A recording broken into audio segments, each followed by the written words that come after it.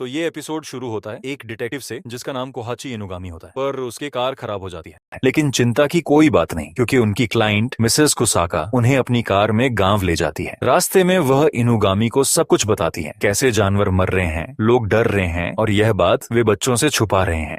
जब इनुगामी मिसेस कुसाका के विला पहुंचते हैं तो उनकी नजर खेत में काम कर रहे कबाने पर पड़ती है। इनुगामी उसे हेलो कहते हैं, लेकिन कबाने चुपचाप रहता है। इनुगामी सोचते हैं कि यह लड़का या तो बहुत शर्मीला है या फिर इतना काम करता है कि स्कूल भी नहीं जाता। बाद में जब इनुगामी हॉट स्प्रिंग में नहा रहे होते हैं, तभी तारो, मिसेस कुसाका का बेटा, उनसे मिलने आता है। तारो इनुगामी से मिलकर बहुत खुश होता है और उन्हें टोक्यो के बारे में सब कुछ बताने लगता है। वह खुद भी टोक्यो जाना चाहता है और बड़ा शहर देखना चाहता है। बातचीत के दौरान इनुगामी तारो से कबाने के बारे में पूछते हैं। तारो बताता है कि गांव वाले उसे दोरो ताबू बुलाते हैं, जो कि एक डेमोन का नाम है। वह यह भी बताता है कि कबाने के बदन से बहुत बदबू आती है, इसलिए उसे गेस्ट्स के पास नहीं आने दिया जाता। नहाने के बाद इनुगामी मिसेस कुसाका से कहते हैं कि अब से वह चाहते हैं कि दोरो ताबू यानी कबाने उनका ख्याल रखे। मिसेस कुसाका थोड़ा हैरान होती हैं, लेकिन मान जाती हैं। अगली सुबह कबाने इनुगामी के लिए ब्रेकफास्ट लेकर आता है। इनुगामी उसे अपना इंट्रोडक्शन देते हैं और बताते हैं कि वे यहाँ इन्वेस्टिगेशन के लिए आए हैं। वे कबाने से पूछते हैं कि क्या उसने गांव में कुछ अजीब देखा है। पहले तो कबाने चुप रहता है और कहता है कि वह ब्रेकफास्ट के बाद बात करेगा, क्योंकि उसे अपनी बदबू की वजह से शर्म आती है। लेकिन इनुगामी उसे राहत देते हैं और कहते हैं कि उन्हें कोई दिक्कत नहीं है। इसके बाद कबाने बताता है कि वह जानता है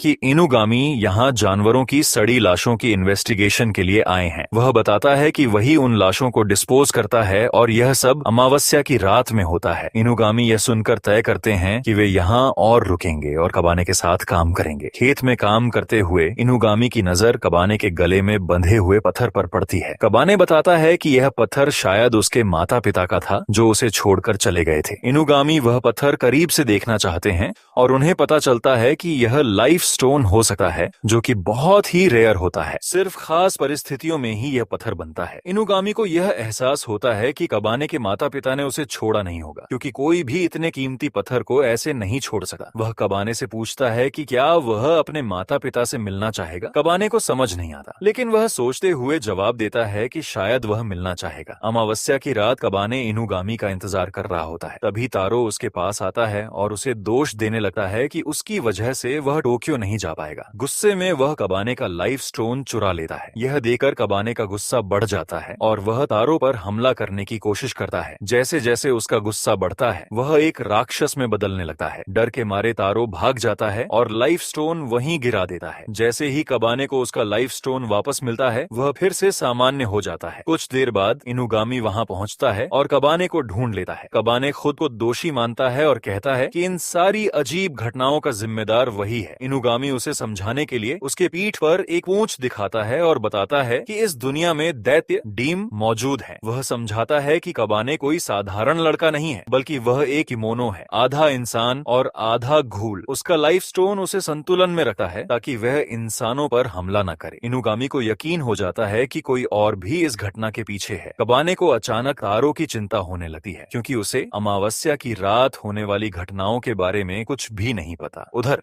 दो संक्रमित कुत्ते तारो पर हमला कर देते हैं। इनुगामी अपनी गन से एक कुत्ते को मार देता है और कबाने दूसरे कुत्ते का गला दबाकर उसे खत्म कर देता है। तभी उन्हें किसी के चलने की आवाज सुनाई देती है। जब वे देखते हैं तो एक भयानक राक्षसी हिरण एका कर देता है। इनुगामी तुरंत अपनी गन निकालकर उस पर गोली चलाता है, लेकिन डियर तेजी से बच जाता है। तभी कबाने आगे बढ़ता है और सीधे अपना हाथ डियर के मुंह में डाल देता है। कुछ ही पलों में वह डियर का सिर फाड़कर उसे खत्म कर देता है। वापसी के दौरान कबाने सोच में डूबा रहता है और अंत में कहता है, मुझे अब यहाँ नहीं रहना चाहिए, तारो को मेरा सच पता चल गया है। इसी दौरान इनुगामी अचानक अपनी गन निकालकर कबाने पर तान देता है। वह शांत स्वर में कहता है, मिसेस कुसाका ने मुझे तुम्हें मारने के लिए हायर किया था। उन्हें तुम्हारी सच्चाई पता थी, क्योंकि तुम्हारी माँ, उनकी बहन ने उन्हें इसके बारे में बताया था। वो डर गई थी और जब गांव में जानवरों की लाशें मिलने लगी तो उन्हें लगा कि शायद इसके पीछे तुम ही हो। कबाने ये सुनकर इनुगामी आगे पूछता है, तुम्हारा नाम क्या है? फिर एक पल रुककर, क्या तुम अपने माता पिता से मिलना चाहोगे? कबाने धीरे से सिर हिलाता है और कहता है, नहीं, मुझे मार दो। इनुगामी बिना ठुए इनुगामी कबाने की लाश को लेकर मिसेस कुसाका के पास जाता है और